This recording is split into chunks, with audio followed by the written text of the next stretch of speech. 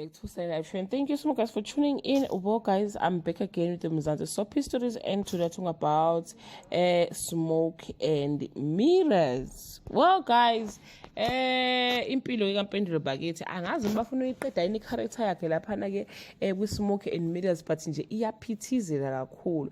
Lokuphithizela kwaqala ngesikhathi ke usiza ke eveza amaqiniso ukuthi uyena owabulala ke uSindi and weyihlangene ke no Jason. So kule nyanga guys uMpendulo ke uzothumba uJason, but Mpendulo keep Jason hostage in a hotel storeroom.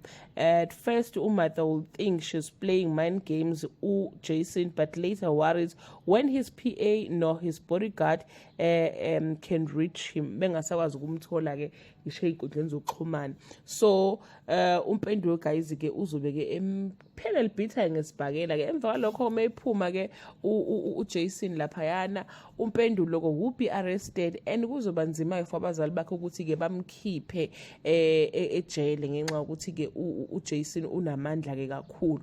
Bazomncenga ke bamncenga ukuthi akadrop ama charges, kunalokho into azoyenza uzovela axoshe ke uSakhile emsebenzini ngoba ke ewubaba ke kaMpendulo. So nje impilo kaMpendulo guys, it becomes very very very difficult. Bathi uzobaleka uMpendulo uyobanjwa sekwiborder yaseMozambique ke ebalekile inxa ukuthi engasafuni ke ukuboshwa.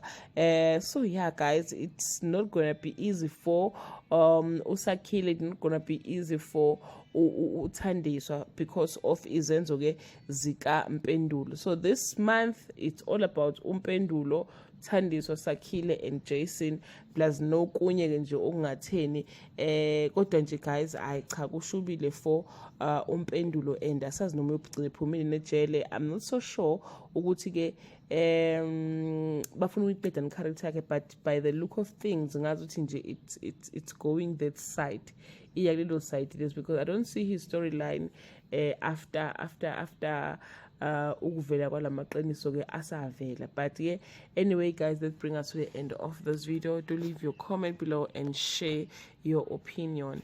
Bye.